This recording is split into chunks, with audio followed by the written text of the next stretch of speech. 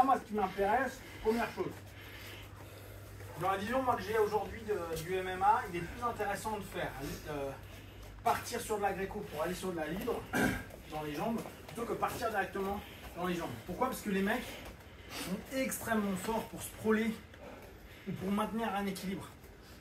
Et on le voit même quand Saikou il fait des super bons takedowns sur les trucs de MMA.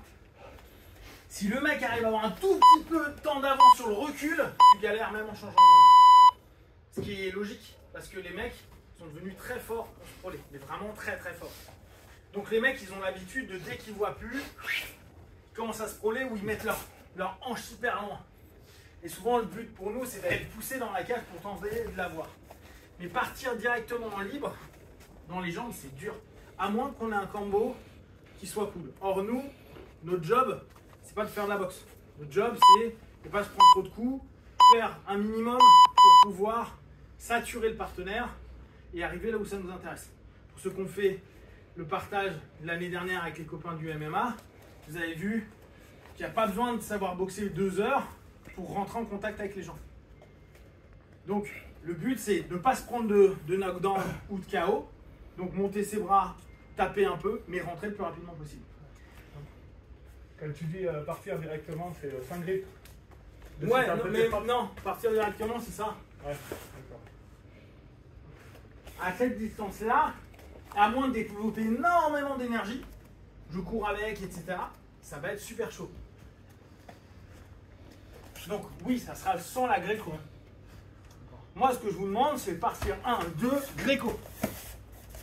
Taille clinique, si vous préférez pour ceux qui sont boxeurs. On taille clinique, après on travaille. Je saisis pour pouvoir fixer, travailler, avancer. Je reprends ce qu'on a vu cette semaine. Je vous ai dit de bosser avec ce bras-là. Je ne vous ai pas dit de faire ça, je vous ai demandé ça. Et cette semaine, c'est sur ça qu'on a bossé. Et je vous ai demandé de bouger là. D'accord? Bon, là, s'il fait ça, il va se manger ça. Donc en général, ils ne vont pas le garder ici parce que c'est trop dangereux. Il va revenir soit épaule vraiment, soit au-dessus de l'épaule, là, soit au niveau du cou. D'accord? Parce que là, c'est dangereux pour lui, il va se faire prendre de la gréco pure. Ce qui m'intéresse, c'est ça. D'accord? Ce mouvement, ce mouvement, ce mouvement, ce mouvement. D'accord? Et on secoue, on secoue. Maintenant, je veux que cette jambe elle aille le plus possible là. Je ne veux pas que vous descendiez direct. Ramenez et posez. Maintenant, vous posez. Ça va me permettre de poser au bout, bam bam, là, remonter. Ok? Ma tête, elle est ouverte et je peux y aller. J'ai pas de danger de diote là. C'est mort. Après, je ne m'oppose pas en tirant. Je me redresse. J'emmène ou je redescends. À vous de voir. Ça m'importe peu. Là, on part dans un espace qui est non, où on n'utilise pas la cage. Le takedown sera différent si on est sur la cage. Là, on est sur l'idée, je suis au centre de l'octogone, je travaille et je rentre.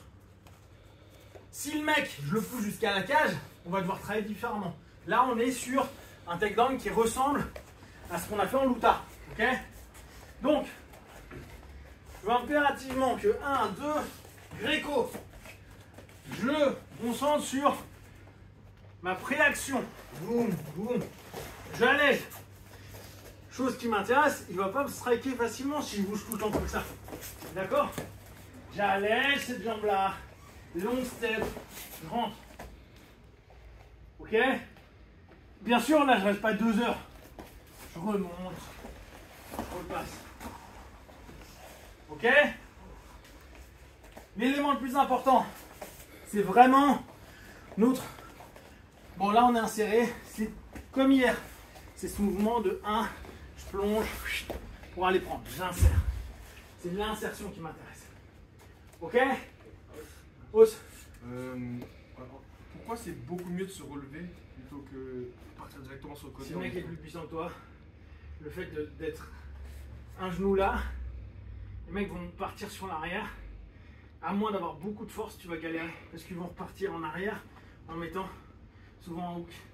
Là, tu rapproches ton corps. Donc tu fermes les angles et tu y vas. Mais du coup, après, c'est pas plus compliqué parce que t'es censé avoir les mains là, non? Bah tu les as toujours. T'as toujours le truc. On est là. Boum. Je suis ici. Je pars ici, je suis là. Mes mains elles sont pas bougées. Ouais, c'est vrai. Les changements de niveau, ça permet aussi à notre partenaire de ne pas s'habituer à une posture. Si je suis bas, il peut d'entrée faire ça.